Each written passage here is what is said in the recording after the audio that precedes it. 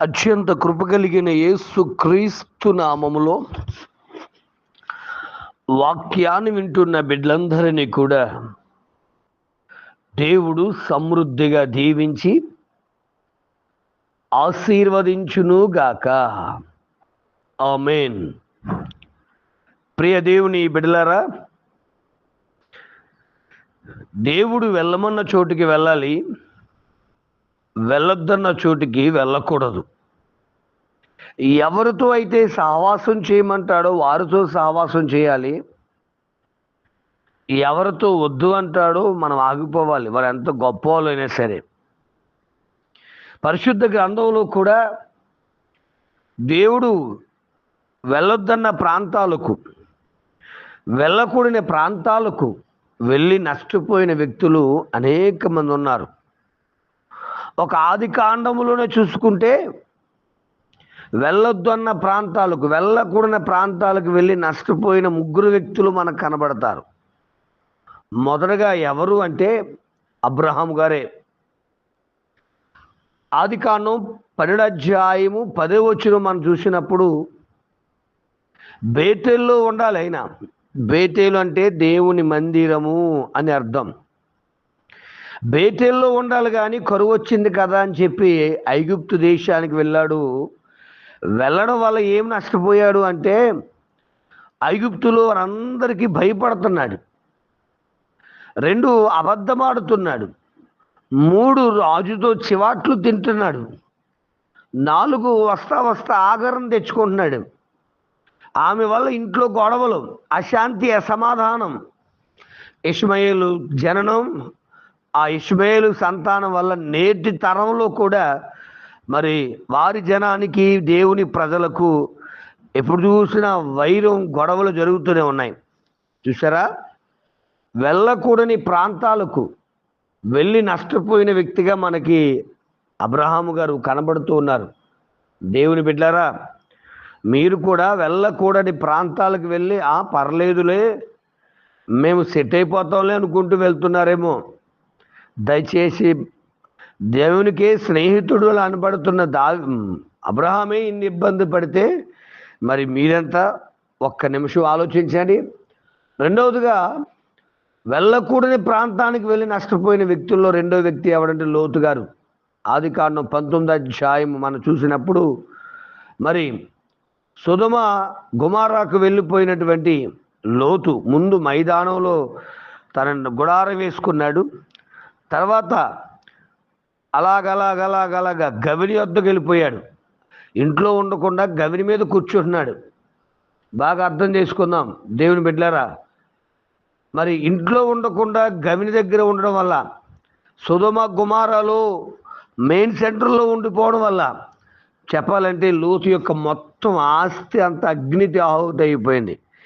ఎంతటి ధనవంతుడంటే లోతు గారు, మరి అబ్రహాము గారు, లోతు గారు కలిసి నివసించలేనంత విస్తారమైన ఆస్తి వారికి ఉందని వాక్యం చెబుతూ ఉంటుంది. బిడ్డలారా, అర్థం చేసుకుందామా? ఆస్తి అంతా నష్టపోయాడు. భార్య ఉప్పు స్తంభం అయిపోయింది, పిల్లలు వ్యభిచారులుగా మారిపోయారు. ప్రియ దేవుని బిడ్డ, అంతేకాదు మోయాబీలకు, అమ్మోనీలకు ఈయనే జననానికి కారణమట్టుగా అయిపోయాడు. బిడ్డ, వెళ్ళకూడని ప్రాంతాలకు వెళ్తే వచ్చే నష్టాలు ఇవే. కుటుంబ వ్యవస్థ పాడవుతుంది నానా, జాగ్రత్త. మూడవది యాకోబు గారు. ఆది కాండం 33వ అధ్యాయం 18వ వచనంలో ఈయన కూడా బేతేల్లో ఉండాలి, కానీ ఊరి బయట పొలం కొని అక్కడ ఉన్నాడట. ఫలితంగా ఏమైంది తెలుసా? ఊరు నాశనం అయిపోయింది, జీవితం పాడైపోయింది, హత్యలు. యాకోబు అసహ్యుడిగా వారు కనబడుతున్నారు. అర్థమవుతుందండి మీ అందరికీ? దయచేసి దేవుడు ఎక్కడ ఉండమంటే అక్కడ ఉండాలి, ఎక్కడకు వెళ్ళమంటే అక్కడికి వెళ్ళాలి, ఏం చెయ్యమంటే అది చెయ్యాలి తప్ప సొంత పెత్తనాలు చేస్తే ఇలాగే ఉంటుంది. జాగ్రత్త. అవ్వమ్మ జీవితం కూడా అంతే. భర్తతో ఉండాలని దేవుడు చెప్పాడు, ఒంటరిగా చెట్టు దగ్గరికి వెళ్ళింది. ఏం కోల్పోయిందో ఆలోచించారు కదా. దయచేసి ప్రియ తల్లి, ప్రియ తండ్రి, నీ భర్తతో కలిసి ఉండు. ఒంటరిగా ఎవరిని ఇంటికి రానివ్వద్దు, ఒంటరిగా ఎవరితో సహవాసం చేయొద్దు, ఒంటరిగా మరి ఆ అన్నోన్ పర్సన్తో మాట్లాడుకోవద్దు.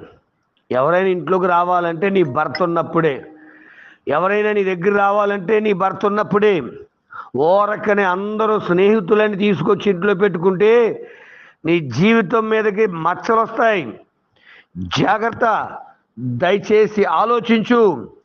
మరి ఈ వాక్యం వింటున్న ప్రియ దైవ జనాంగమా, ఆలోచిస్తున్నారు కదూ. మొదటి అబ్రహాము వెళ్ళకూడని ప్రాంతానికి వెళ్ళి ఎన్ని ఇబ్బందులు పడ్డాడో, లోతు గారు వెళ్ళకూడని ప్రాంతానికి వెళ్ళి ఎంత నాశనమైపోయాడో విన్నారు కదూ. యాకోబు గారు వెళ్ళకూడని ఉండకూడని ప్రాంతంలో ఉండి తన కుటుంబాన్ని ఎలా పాడు చేసుకున్నాడో విన్నారు కదూ. మరి అవ్వమ్మ గారు కూడా ఎవరితో అయితే ఉండాలో వారితో ఉండక క్రొత్త వారితో మాట్లాడుతూ ఆధ్యాత్మిక జీవితాన్ని పాడు చేసుకున్న సంగతి విన్నారు కదూ. మరి మీ జీవితాల్లో మీ నిర్ణయం ఏంటి? దేవుడు చెప్పని చోటికి వెళ్ళి నష్టపోకుండా మీ జీవితాలను జాగ్రత్తగా కాపాడుకుంటూ ఆయన చెప్పిన మాట ప్రకారం ఆయన వెళ్ళమన్న చోటికి వెళుతూ ఆశీర్వాదాలు పొందుకునే కృపను దేవుడు మీ అందరికీ అనుగ్రహించును గాక. ఆమేన్. పరమ తండ్రి నీకు స్తోత్రాలనైనా, యేసుక్రీస్తు నామములో నీ వాక్యాన్ని ప్రభా వింటున్న బిడ్డలను మీరు దర్శించండి అయ్యా. నువ్వు చెప్పని చోటికి వెళ్ళి, వెళ్ళకూడని ప్రాంతాలకు వెళ్ళి వారి జీవితాలు నాశనం చేసుకోకుండా, పాడు చేసుకోకుండా, నువ్వు ఎక్కడ ఉండమంటే అక్కడ ఉంటూ, ఏమి చేయమంటే అది చేస్తూ, దీవెనలు పొందుకుంటూ మీ రాజ్య వ్యాప్తి కొరకు నిలబడి ఒక సాక్షార్థంగా జీవించే భాగ్యము ప్రతి బిడ్డకు అనుగ్రహించి బలపరచమని, మహిమ పొందమని, మహిమ కలిగిన యేసు నామమున అడుగుచున్నాను తండ్రి. ఆమేన్. ప్రార్థన అవసరత కొరకు నా సెల్ నంబర్ 9866958571. ప్రభు కృప మీ అందరికీ తోడుగా ఉండును గాక. ఆమేన్.